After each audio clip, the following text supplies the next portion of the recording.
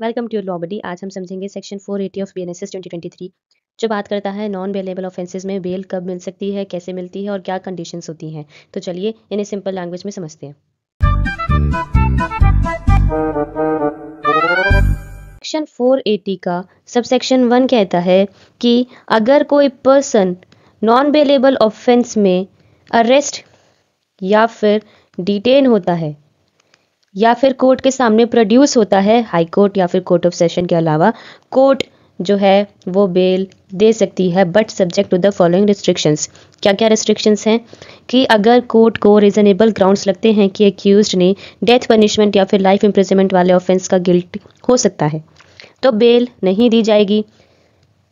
दूसरी रिस्ट्रिक्शन है कि अगर एक्यूज्ड के अगेंस्ट पहले डेथ या फिर लाइफ इम्प्रिजनमेंट या फिर 7 साल से ज़्यादा इम्प्रिजनमेंट वाला कन्विक्शन है या फिर 2 या ज़्यादा previous convictions of cognizable offences हैं which are from 3 to 7 years of punishment, तो बेल नहीं दी जाएगी। इसी के साथ हमारा एक है प्रोवाइजो। ये प्रोवाइजो कहता है कि कोर्ट फिर भी बेल दे सकती है अगर एक्यूज्ड चाइल्ड है या फिर वुमेन है या फिर सिक या फिर इन्फर्म है।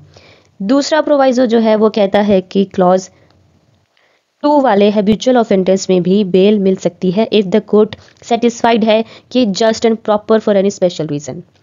नेक्स्ट हमारे पास हमारा तीसरा प्रोवाइजो ये कहता है कि बेल सिर्फ इस वजह से रिफ्यूज़ नहीं की जा सकती कि एक्यूज्ड को टेस्ट आइडेंटिफिकेशन के लिए चाहिए या फिर पुलिस कस्टडी 15 डेज से आगे रिक्वायर्ड हो सकती है। अगर वो अदरवाइज इंटाइटल्ड है तो बेल डिनाई नहीं की जा सकती। हमारा जो फोर्थ प्रोवाइजो है वो कहता है कि अगर ऑफेंस डेथ या फिर लाइफ इम्प्रिजनमेंट या फिर 7 साल से ज़्यादा पनिशमेंट से पनिशेबल हो तो कोर्ट बेल तभी दे सकती है जब पब्लिक प्रोसिक्यूटर को हियरिंग की अपॉर्चुनिटी दी जाए। नेक्स्ट हमारे पास है सबसेक्शन 2। ये कहता है कि अगर इन्वेस्टिगेशन या फिर इंक्वायरी या फिर ट्रायल के किसी भी स्टेज पर कोर्ट को लगता है कि एक्यूज्ड के अगेंस्ट रीजनेबल ग्राउंड्स नहीं है बट फर्दर इंक्वायरी नीडेड है तो कोर्ट बेल दे देगी या फिर बॉन्ड पर रिलीज करेगी, सब्जेक्ट टू सेक्शन 492। नेक्स्ट हमारे पास है सबसेक्शन 3। ये कहता है कि अगर accused granted bail under subsection 1 and offence is punishable up to 7 years या फिर अंडर चैप्टर 6 या फिर under chapter 7 which is harmful या फिर हो सकता है abetment, conspiracy, attempt of such offences, court must impose these conditions. क्या कंडीशंस है कि अटेंडेंस है सबसे पहले तो, accused must attend court as per the bond. दूसरी कंडीशन है कि no similar offence, accused similar nature के ऑफेंस कमिट नहीं करेगा। और तीसरी जो कंडीशन है वो है नो टेम्परिंग, एक्यूज जो है वो कोई threat, inducement, promise, witness tampering या फिर इंटरफेरेंस विद द एविडेंस नहीं करेगा। नेक्स्ट हमारे पास है सबसेक्शन 4।